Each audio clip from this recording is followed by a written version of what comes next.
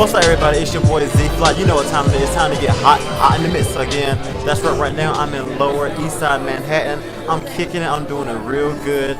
I'm actually at the Contra Lounge. And let me tell you something, everybody. If you've never been to the Contra Lounge, you don't know what you missed. I mean, the scene, the scenery is very, very sexy. Y'all know how I do. I have to be in the sexiest, flyest places. But right now, I'm about to bring you some really, really creativity, uniqueness, individuality. It's all in front of me right now. And also on the side of me is artist Melinda McCarthy herself.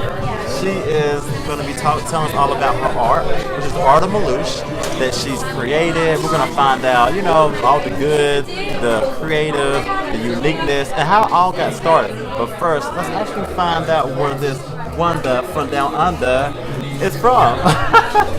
You already told them. I know, right? How are you, Melinda? I'm very well, thank you. Good. Now, first of all, y'all know how I am. I'm all about fashion, so I just want to say, first, you look very nice. Very nice. Okay, now tell us a little bit about Melinda McCarthy. Okay, I'm originally from Melbourne, Australia. Came to New York just on 2 years ago. And I'm an artist. I do oil painting and I do illustration. I make my own clothes, but it's more just for me. Yeah. And I started out as a screen printer, so I've got some screen printers here tonight. But my main thing is the oil painting and the illustration. So now let's talk about your art. Okay, now first of all, when did you get started? I've been doing artwork since I was a child. Always drawing, other kids. I was really bad at sport. So everyone else would be playing sports. Sports really big in Australia. Yeah. I guess it is everywhere. Yeah. And I would just be sitting there drawing or painting or sewing or doing something else because I was so crap at sport, basically. Okay. Then when I finished school, I did a printmaking course, diploma. And so I used to work in a community arts studio doing screen printing and printmaking, and then I moved into more of the oil painting because I just like the richness of being able to, like the colours and the richness and going into all the layers and the depth that oil painting allows you to do. I'm very inspired by a lot of mythology and ancient culture and ideas and stories and fairy tales. Yeah. So that whole depth that you can get out of the oil paints just seemed to fit it much better. Wow. So I did that. And then recently, because I also do illustration, I've been commissioned illustration work before. I released my own graphic novel. Okay. So this graphic novel it's just drawings. There's no words. It's just completely. Oh my God! Wait a minute! You didn't draw this, did you? I drew all of this. Are you serious? Do y'all see this? You drew. Wow. Yeah. You do really a lot of detail, don't you? Yeah. Okay, so this is once again, this is you said your book? Yeah. How long did it take to put this together? It took me about 3 months to draw. Wait. Yeah. So 38 pages long, and the story. So basically, the story is about a little girl who is attracted by this glow in the backyard, and it's this beautiful fairy. You can see here. This beautiful fairy, but then all these kind of crazy looking little creatures come out and she's scared of them. So this whole story is her trying to work out who's the good and who's the bad and what's really going on. Because often people see something ugly and they just assume that's evil. Exactly. And something pretty must be good. Exactly. And so the whole idea of this book was to challenge it. And I wanted to not have any words because then people would really have to be like the little girl and work out everything by what they can see.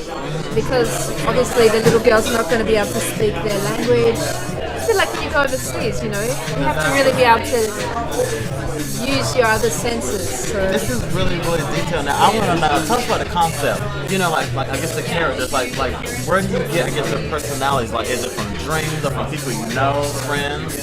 It's from a lot of different things, actually. Yeah, like I have a lot of crazy dreams, but also, I'm very inspired by the natural world. So a lot of these little crazy characters, like Like this one here is based on the praying mantis. I can tell, yeah. Yeah, and so I really love nature, and I've had lots of, going and camping and stuff in Australia.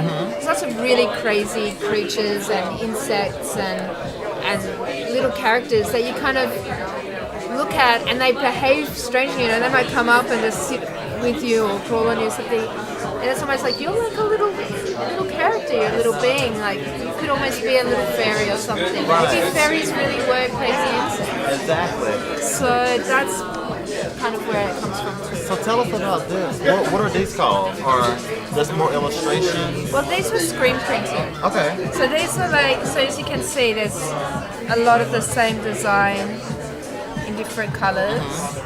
So I see you definitely have a lot of different unique, and you said that like you were get inspired by like mythology? Mythology, yes. Okay, so I guess who is your audience? Who's really buying your work? Who's buying your work?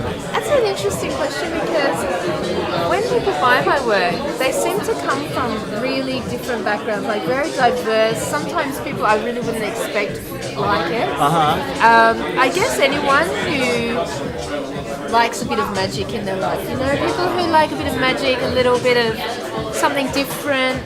And also because a lot of the paintings, especially my bigger paintings, which, well, that's part of a bigger painting. Wow. But a lot of my bigger paintings are based on actual stories or concepts, and then people identify with them for different reasons.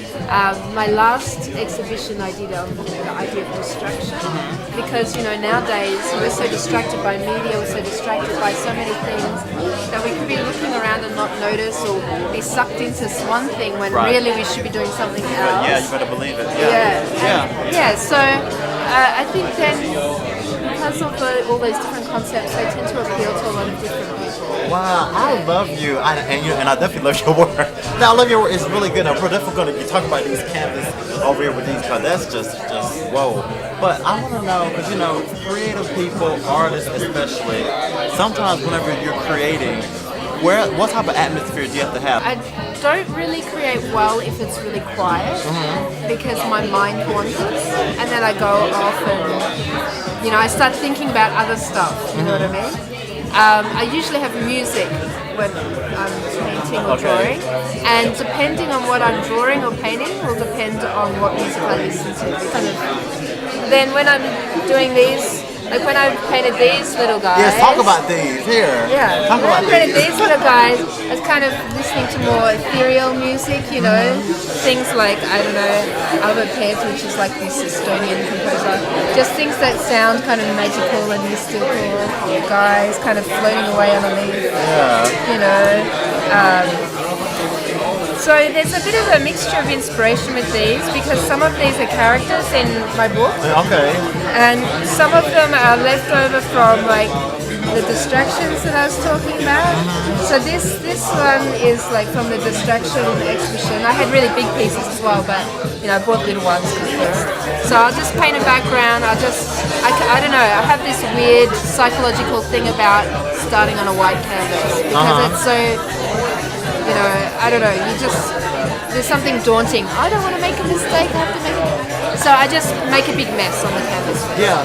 And then I'll and then sometimes having that mess, then you can see shapes form, and it kind of gives you ideas of how things can play. So then I kind of block in what I want to do. Well, I wanted people to almost misinterpret and then go, oh, do you know what I mean? Yeah, and I'm like, oh, they're not feeling, Yeah, because the thing is, like I was saying before, sometimes people think just because something's not attractive, maybe it's bad. Right. But that's not always the case. So it's very important, I think, to just look beneath the surface. Yeah. So now tell us about, you're an artist. Do you, here in New York or anywhere actually, do you find that like artists such as yourself are kind of struggling to sell your artwork, or how do you feel about that? yeah. Actually, especially the bigger pieces, which is why I did a whole heap of smaller ones. Because I have a lot of people say, I love your work, but I can't afford a big piece. Exactly. But you can't afford to sell a massive piece for like $10 because you spent maybe 3 months on it. It's not, you can't survive. So it's sometimes you have to look at the markets too. Also, not everyone has space in their house, especially if you're renting an apartment or something like that. You can't just bang nails all over the place and that sort of thing. So there's lots of. Anyway, now tell us, how did the name come about? Art of Melush. How that? What is there a meaning behind that? How did it come about? Wow, actually, Melush is a nickname for Melinda. Really? Yeah, so actually I've got a little bit of Hungarian in my background. Okay. And I play music as well. And I went to Hungary, so I was learning double bass, and I went to this music camp, and they're like, Melinda, Melush.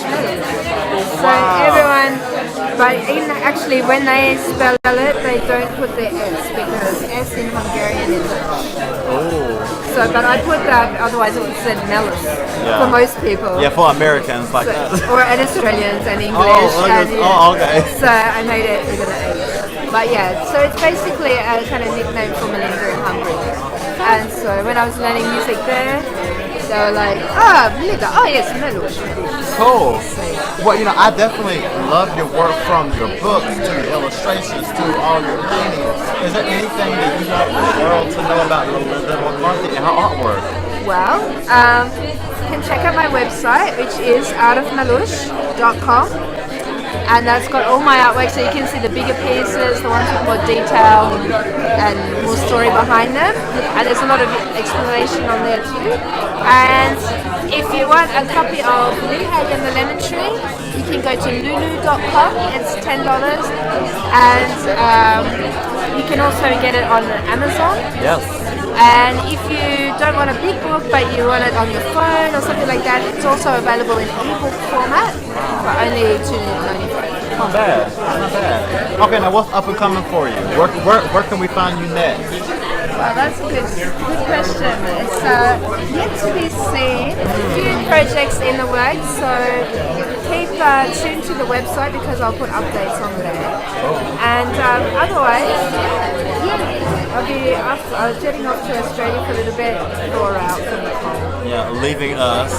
And maybe collecting a bit of inspiration and things from the bush. And guess what? Australians would say, a bit of a walkabout. And then I'll be back to New York shores. Sounds really good. Well, everybody, once again, this is Melinda McCarthy. Be sure to definitely check her out. Her Art of Melush, like she said, is really going to be hot in the midst, that is, because she has so many great pieces, illustrations, to art, to books.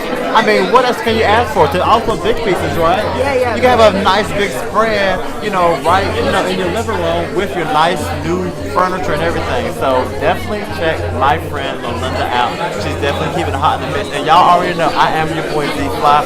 Definitely be sure to keep it locked to FWMTV. Make sure you hit me up on my Twitter and Instagram at IamZFly, even Facebook /Real Hot Fresh. And y'all know how I keep it hot in the midst. Once again, stay fly, not high. Bye-bye.